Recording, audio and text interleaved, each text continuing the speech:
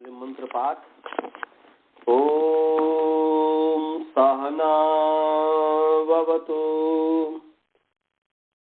सहनौ भुनक्तु सह वीर्यं करवावहै तेजस्विनावधीतमस्तु मा विद्विषावहै।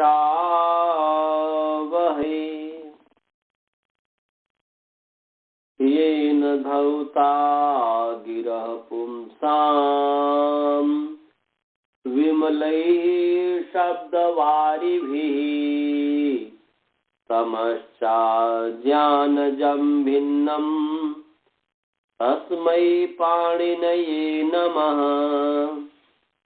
वाक्यकारं वरुरुचिं भाष्यकारं पतञ्जलिं पाणिनि सूत्रकारं च प्रणतोऽस्मि मुनित्रयम्। ओम शांति शांति शांति। अनंत जी शायद नहीं जुड़े हैं, लग रहा है ना? हाँ, मैसेज करके देखिए।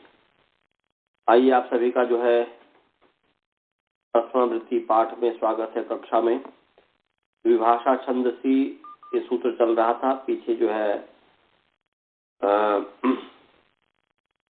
कल विशेष पिछले पाठ का जो था तस्यादित्वात्मर्धस्व, उस पर हमने पूरी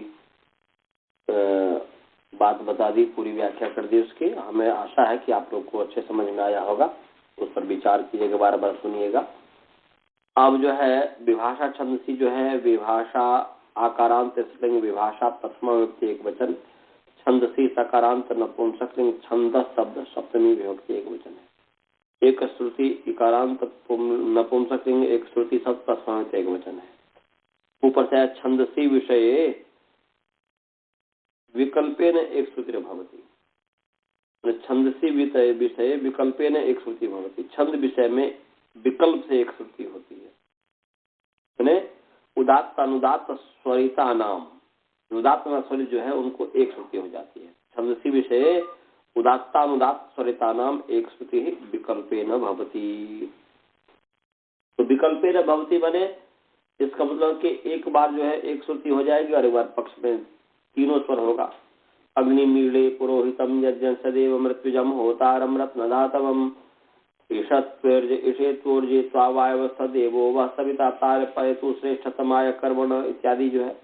अग्न आया ही वीतये गृणानो हव्यदातये निहोता सत्यवर्षि ये त्रिशता पर्यन्ते विश्वारूपाणि विभ्रतः वाचस्पतिर्बला तेषां तन्मो अधिधातु में एक स्थिति हो गई है। अब जो है इसमें पक्ष में जो स्वर होता है तो अग्नि मिले पुरोहितम ये जो मंत्र है, इस मंत्र पर हम विचार करते हैं, इसकी स्वर सिद्धि करते हैं।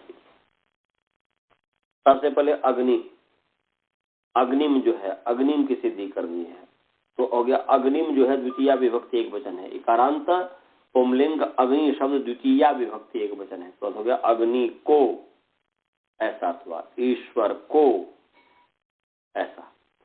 अब अग्नि जो शब्द की सिद्धि हुई है उसका जो मूल जो धातु है वो अगी धातु है।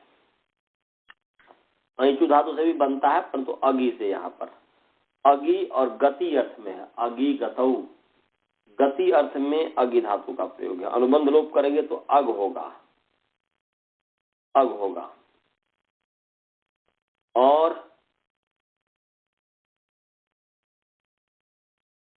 अग का जो है, अब अग की जो है भुवादेव धातु बस धातु संज्ञा होने से इदितो नुम धातो हो। इदित जो धातु है, इदित जो धातु है उसको नुम आगम होता है। इसका अर्थ बताया हूं कि नहीं बताया हूं? इदितो नुम धातु का इदित धातु जो है ये अंग संज्ञा के अधिकार में है तो इदित जो धातु है उसको नुम आगम होता है।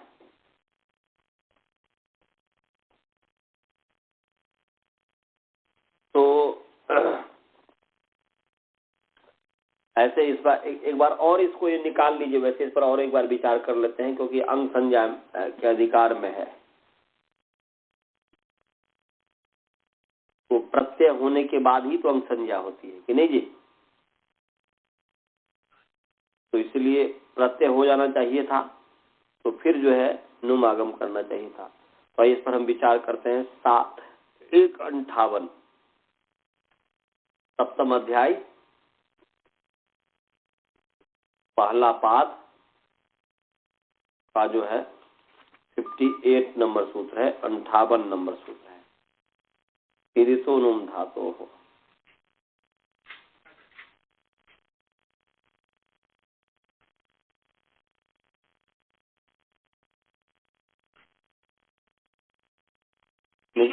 निकाल लिए? देखिए जी,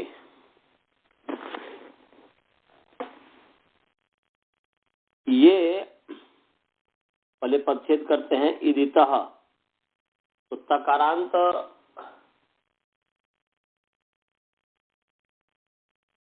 पुंलिंग इदित शब्द षष्ठी विभक्ति एक वचन है, और नुम जो है मकारांत पुंलिंग नुम शब्द प्रथमा विभक्ति एक वचन है, धातोः। उकारांत पुंलिंग धातु शब्द प्रथमा विभक्ति षष्ठी विभक्ति एक वचन है। इदितः भी षष्ठी विभक्ति एक वचन है, धातु भी षष्ठी विभक्ति एक वचन है। इदितः विशेषण है धातु का। इदितः का अर्थ है इत यस्य, मने इकारः इत यस्य स इदित। जिस धातु के इकार इत संज्ञक है उस धातु का नाम है इदित। यस्य मने इत यस्य धातु। जिस धातु का अकार इत संज्ञक इकार इत संज्ञक है वह धातु है इदित। तो अगी जो है ये इदित धातु है, क्योंकि अगी में जो इकार है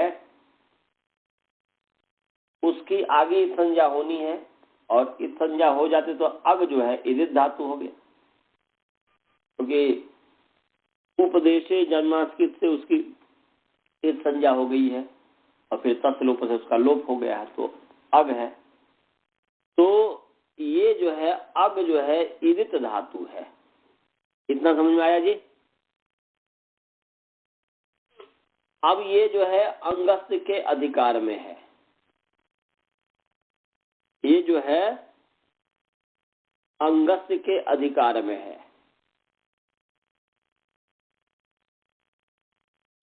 तो यहां पर जो है जब ही अंग आप करेंगे तो प्रत्यय की उत्पत्ति होगी, तभी अंग करेंगे। उससे पहले तो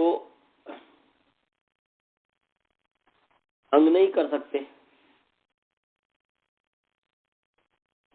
तो यहां पर क्या है, जो प्रत्यय का जो हमने अध्याहार किया, प्रत्यय का जो हमें ज्ञान हुआ, क्योंकि अस्मात् प्रत्यय विधि तदादि प्रत्यंगम, कि जिस धातु या प्रातिपदिक से प्रत्यय का विधान किया जाता है उस प्रत्यय के परे रहते तदादि की अंग संज्ञा होती है। तो प्रत्यय के परे तदादि की अंग संज्ञा होती है, तो प्रत्यय के बिना अंग संज्ञा हो ही नहीं सकता। तो यहाँ पर प्रश्न ये है कि भाई पहले प्रत्यय करो, उसके बाद प्रत्यय उत्पत्ति करो, उसके बाद फिर जो है नुम करो। कि उस प्रत्यय के परे रहते अंग संज्ञा हो जाएगी, तो वजह इदित अंग को नुम आगम होता है। इदितो धातो हो अंगस्य अंतावयव नुम आगमो भवति। इदित धातु अंग के अंतावयव नुम हो जाता है। तो यहाँ पर विचारना ये है कि ये नुम आगम प्रत्यय उत्पत्ति के बाद किया जाए होता है या प्रत्यय उत्पत्ति से पहले होता है।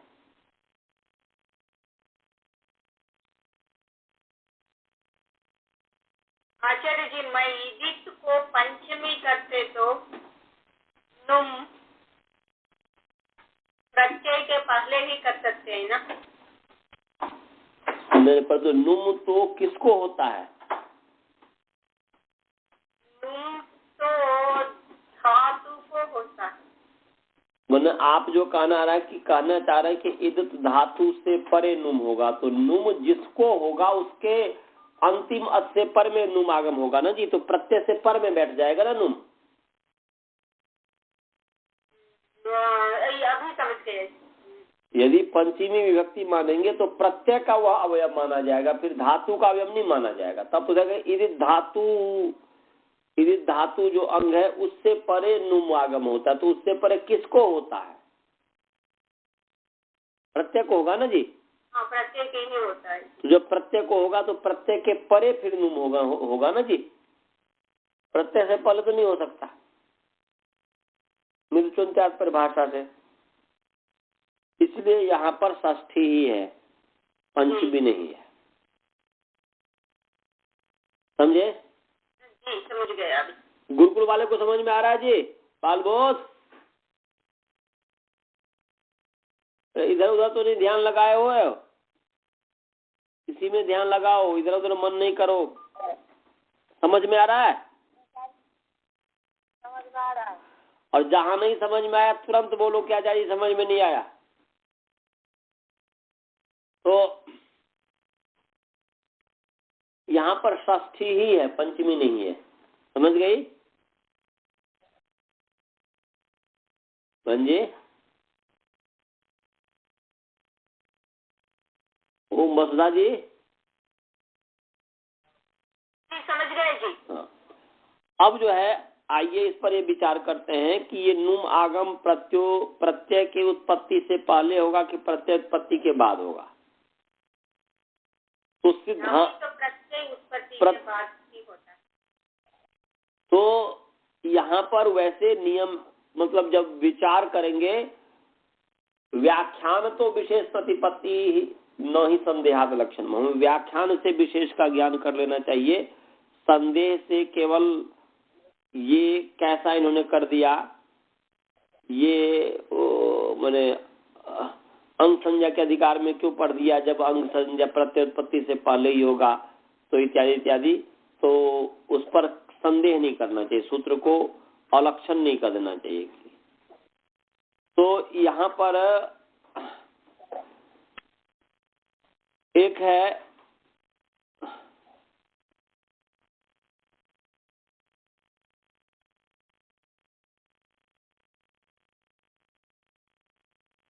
जैसे मान लीजिए कि ये इदितो नुम धातु है ना जी, इदितो नुम धातु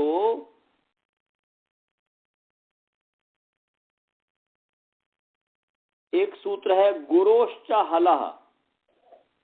क्या है जी?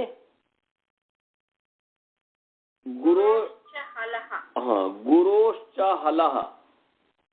प्रत्यय उत्पत्ति से पहले ही नुमागम होगा, परंतु क्यों होगा इस पर हम बताएंगे और फिर उसका अर्थ हम बताएंगे कि कैसे इसका अर्थ होना चाहिए। ये 3-3-103 नंबर सूत्र निकाल लीजिए। तीसरा अध्याय तीसरा पाद का 103 नंबर सूत्र निकालिए। निकाल लिए? गुरोश्च हलः।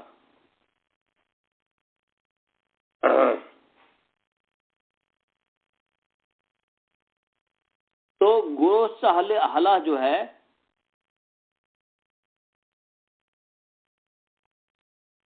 गुरोश्च हलः का है गुरु उकारांत पुमलिंग गुरु शब्द पंचमी विभक्ति एक वचन च अव्यय पद हला हलाकारांत पुमलिंग हल शब्द पंचमी एक वचन है। ऊपर से 3-3-102 नंबर सूत्र से अप्रत्यात जो है उससे अ की अनुवृत्ति आ रही है। और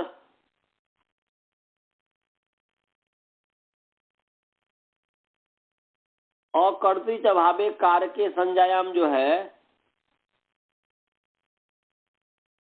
तो अकर्तरी च कारके संज्ञायाम और भावे धातु प्रत्यय परस्ता इस सबकी अनुवृत्ति आ रही है। तो ये जो है स्त्रियाम 3 सूत्र है। एक क्या सूत्र है जी? स्त्रियाम 3 94 नंबर सूत्र है। इससे स्त्रियाम की अनुवृत्ति आ रही है। स्त्रियाम के 3 112 नंबर सूत्र तक ये जाता है। 3 112, तो स्त्रियाम की अनुवृत्ति आ रही है इसमें 3 94 से। और एक सूत्र है अकर्तृ चकार के संज्ञायाम।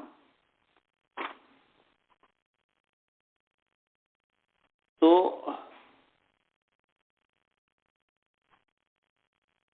वो कितने नंबर सूत्र है?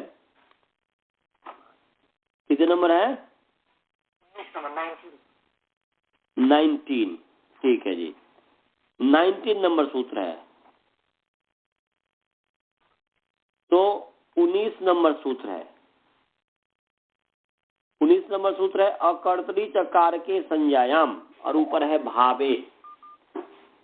तो भावे की अनुवृत्ति जो है, भावे का जो अधिकार है 3 112 तक है, और अकर्तरी चकार के संज्ञायाम जो है ये भी तीसरा अध्याय तीसरा पाद का 112 नंबर सूत्र तक है। 112 सूत्र है, माने 3 112। 112 का मतलब हुआ आक्रोशे नयनी, यहाँ तक। तो स्त्रियाम 3 94 हो गया, इसकी अनुमति आ रही है इसमें। और अकर्तृ चकार के संज्ञायाम जो 3 19 है, उससे अकर्तृ चकार के संज्ञायाम की अनुमति आ रही है। भावे जो है 3 18, उससे भावे की अनुमति आ रही है। पर धातु प्रत्यय प्रत्यय की अनुमति आ ही रही है। धातु जो है 3 1 91 नंबर सूत्र है, और प्रत्यय परस्पर पहला और दूसरा है 3 1 1 2।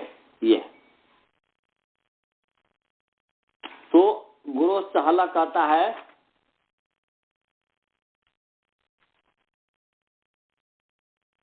कि गुरु संजकात, गुरु है, गुरु का मतलब है कि संयोगी गुरु। तो या गुरु जो है, हल जो है विशेषण है गुरु, माने हल जो विशेषण है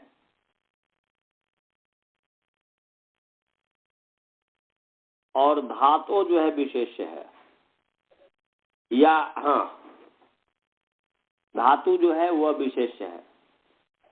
तो तुरंत विधि हो जाएगी, हल का हो जाएगा हलंतात। अलंतात ये हुआ।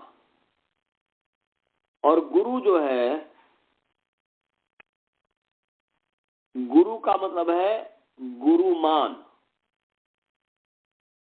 गुरु संजक, ऐसा गुरु संज्ञा वाला। गुरु माने गुरु संजक, ये अर्थ लेंगे। तो हलंतात गुरु संजकात धातु परः, ऐसा हलंतात गुरु संजकात धातु परः स्त्रीलिंगे कर्ताभिन्न कारके संज्ञाया भावे च अप्रत्ययो भवति। माने हलंत गुरुमान, गुरु संज्ञक धातु जो है, गुरुमान जो धातु है, उससे परे स्त्रीलिंग में कर्ताभिन्न कारक संज्ञा में, कर्ताभिन्न कारक संज्ञा में तथा भाव में जो है अप्रत्यय होता है। तो जैसे उदाहरण के लिए कुंडा, कुंडा। अब कुंडा में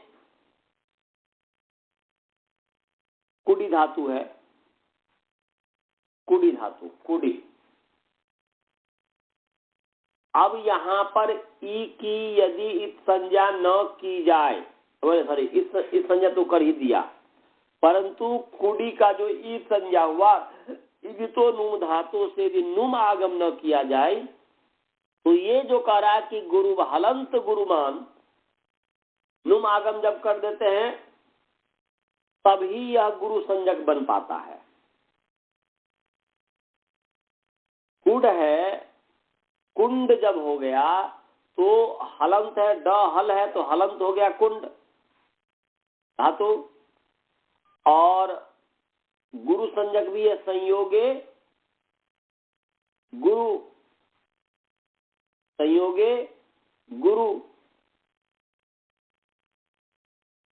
तो संयोग के परे ह्रस्व अक्षर की गुरु संज्ञा होती है। तो कुंड में न ड जब संयोग होगा, जब न नुम आगम करेंगे तभी न ड की संयोग संज्ञा होगी, और उस संयोग के परे कु के जो उ की गुरु संज्ञा होगी, तो ये गुरु संज्ञक हलंत धातु हो गया कुंड। तो गुरु संज्ञक हलंत धातु कुंड से परे फिर जो अप्रत्यय हो जाएगा और फिर कुंड बनेगा और साप आकर के कुंडा बन जाएगा, कुंडा इत्यादि बन जाएगा। तो यदि यहाँ पर प्रत्यय उत्पत्ति के बाद यदि हम नुम आगम करेंगे तो एक गुरोश्च हलः सूत्र व्यर्थ हो जाएगा। तो गुरोश्च हलः जो सूत्र बता रहा है कि गुरु संज्ञक हलंत धातु से परे, गुरुमान हलंत धातु से परे अप्रत्यय हो, तो जब तक नुम आगम नहीं करेंगे तब तक कुंड गुरुमान बन ही नहीं पाएगा, और जब गुरुमान नहीं बनेगा तो अप्रत्यय नहीं होगा, तो कुंडा इष्ट की सिद्धि नहीं हो सकती है। इसीलिए इससे ये पता चलता है कि नुम आगम जो है प्रत्यय उत्पत्ति से पहले ही होगा। इसीलिए संयोगे गुरु से गुरु संज्ञा होकर के गुरोश्च हलः से जो स्त्रीलिंग में अंग प्रत्यय हो जाता है, नहीं तो नहीं होता। समझ में आ रहा है? समझ गए?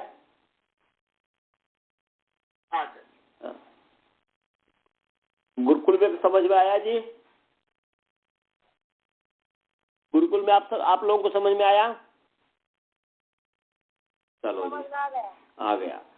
तो इसीलिए प्रत्यय उत्पत्ति से पहले करेंगे। तो ऐसा करेंगे कि वो जो प्रत्यय होगा, प्रत्यय का जो अधिकार करेंगे तो वो विषय शब्द भी मानेंगे, बुद्धि में स्थित होगा वह प्रत्यय, बुद्धि में वह प्रत्यय होगा। तब तो वो जो है गुरोश्च हलः भी यही हो जाएगा कि धातु फिर अंग होता है तो बुद्धि में है कि भाई प्रत्यय विषय होने पर, तो प्रत्यय विषय तो आगे होने वाला है, अंग प्रत्यय होने वाला है, इसलिए विषय शब्द भी मान करके प्रत्यय विषय होने पर ऐसा अर्थ कर सकते हैं कि प्रत्यय विषये इदितो धातोः अंगस्य अंतावयवः नुमागमो भवति। प्रत्यय विषय होने पर इदित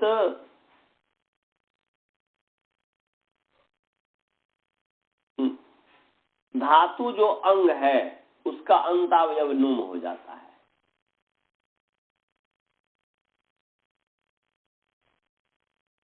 तो ऐसा अर्थ कर सकते हैं। नहीं तो अंग संज्ञा के अधिकार में इसलिए पढ़ा कि आगे जो शे मुचा इत्यादि है, अंग संज्ञा के अधिकार में शे के प्रति मुचादियों को मुचादियों को नुम आगम होता है, इसलिए इसके बीच में पढ़ दिया, परंतु इसके साथ कोई संबंध की बात है नहीं, प्रत्युत्पत्ति से पहले इसकी स्थिति होती है, तो इसीलिए यहाँ पर अंग का संबंध नहीं करेंगे। ऐसा भी हम विचार कर सकते, समाधान कर सकते, दोनों तरह से समाधान कर सकते हैं। तो यदि अंग संज्ञा का इसके साथ संबंध नहीं करेंगे तो इदतो धातोः अंतावयवः नुमागमो भवति, ऐसा हो गया। इदतो धातोः अंतावयवः नुम आगमो भवति। इदित जो धातु है उसका अंतावयव नुम आगम होता है। तो यहाँ पर अंतावयव बने अ ही एक ही है, आद्यंतवदे कस्मिन व्यवदेशवते कस्मिन, तो वही उसी को अंतावयव मान करके अनुम ग अनुबंध रूप अनग अंग बन गया और अंग होकर के अब अंग जो है इसका जो स्वर जो सिद्धि करेंगे जो है धातु 6-1-156 नंबर सूत्र है। ये पढ़ाया हूं कभी कि नहीं पढ़ाया हूं? 6-1-156 निकाल लीजिए। 6 छठा अध्याय अजय छठा अध्याय पहला पाद का 156 धातु निकाल लीजिए।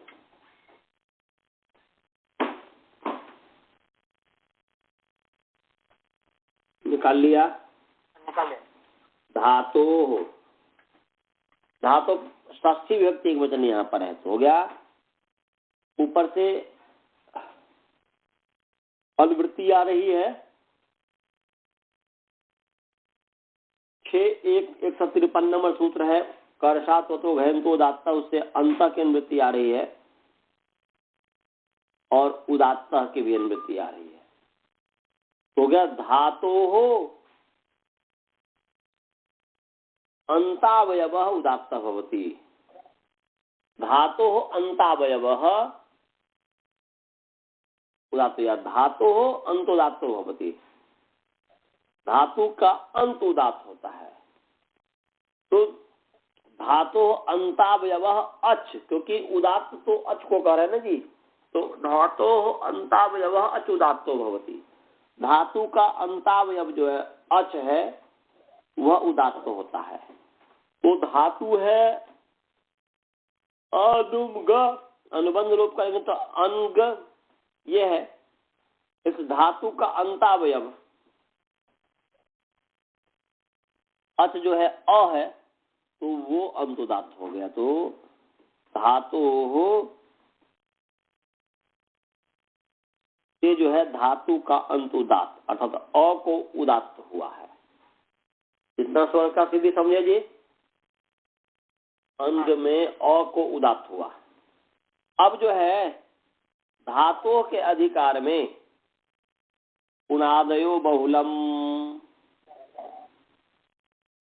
धातु से बहुलम उनादय प्रत्यय भवंती धातु पर, धातु से परे उनादि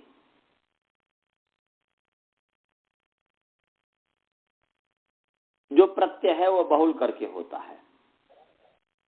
तो उसी में जो है अंगेर न लोपश्च, ये उनादि कोश का सूत्र है। अंगेर न लोपश्च ये करा कि अंगेर माने अंग जो धातु है अंग, वो अंग धातु से परे नी प्रत्यय होता है और न का लोप होता है। तो अंगेर न लोपश्च,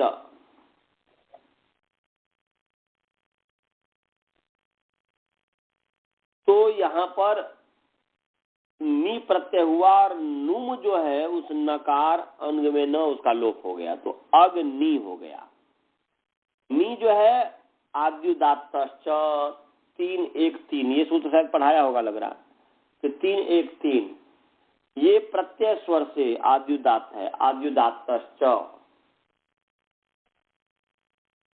तो प्रत्यय का आदि उदात्त होता है। धातु से अंतोदात्त हुआ तो अग का अ और नी जो है आद्युदात्तश्च नी उदात्त, नी का ई जो है वह उदात्त है।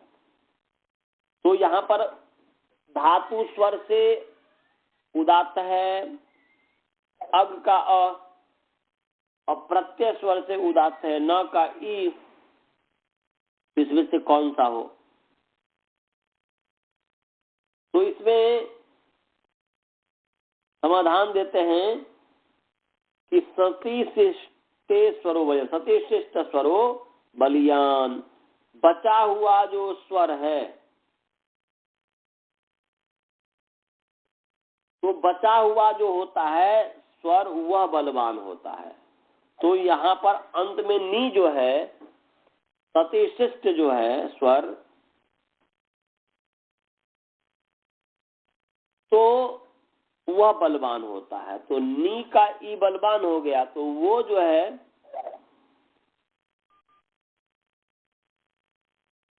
नी का जो ई है वह उदात्त हो गया सतीशिष्ट स्वर बलियान के आधार पर, महावास के वचन से। तो बाद वाला जो नी है वह नी का स्वर जो है उदात्त हो गया, और फिर जो है अनुदात्तम पदम एक वर्जम, एक को छोड़ करके सब अनुदात्त हो जाता है। तो अनुदात्त हो गया, तो अनुदात्त है। तो यहाँ पर अनुदात्तम पदम एक वर्जम से जो एक को छोड़ करके सब अनुदात्त हो गया, तो ई को उदात्त या स्वरित, तो यहाँ पर उदात्त हुआ है, उसको छोड़ करके अनुदात्त हो जाएगा। तो अग्नि का जो अ है अनुदात्त है, और नी का जो ई है वह उदात्त है।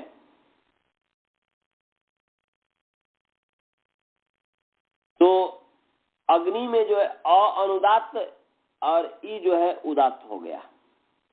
अब जो है अग्नि अम, अग्नि अम, तो अग्नि अम, अब अम की भी यदि स्वर सिद्धि करेंगे तो अनुदात्त और सुप, तो सुप और पित अनुदात्त होते हैं। तो अम का जो अ है वह, तो यहाँ पर अनुदात्त और सुप, तो सुप और पित अनुदात्त होता है, तो ये सुप है, अम वह अनुदात्त है।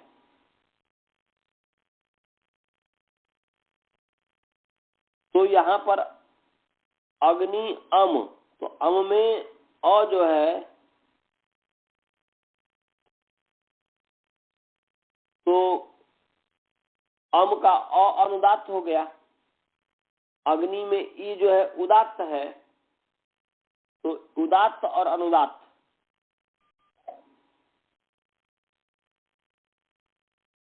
तो यहाँ पर अम का अ अनुदात्त है, अग्नि का ई उदात्त है। तो अमी पूर्व, अक से उत्तर अम परे हो तो पूर्व पर के स्थान में पूर्व रूपे का आदेश होता है।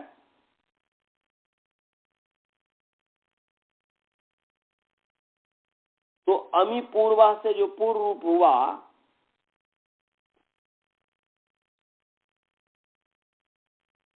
तो यहाँ पर अब ये है कि अब उदात्त और जो अनुदात्त है, इसका जो है उदात्त और अनुदात्त,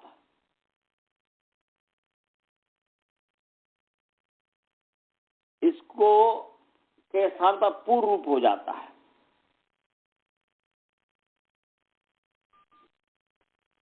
तो एक सूत्र है एकादेश उदात्तेर उदात्त, बोलते उदात्त के साथ अनुदात्त से, अनुदात्त की अनुमति आ रही है। ये 8-2-5 नंबर सूत्र है, देख सकते हैं। तो उदात्तेन उदात्त, उदात्तेन सह उदात्त, उदात्तेन सह अनुदात्तस्य एकादेश उदात्त भवति। ये अर्थ हुआ कि उदात्त के साथ, उदात्त के साथ अनुदात्त का जो एक आदेश है वह उदात्त होता है। तो उदात्त जो अग्नि का ई उदात्त है, अम का अनुदात्त है, उस उदात्त के साथ अनुदात्त जो है का एक आदेश है, तो वह उदात्त ही होगा। अग्नि में ई उदात्त है और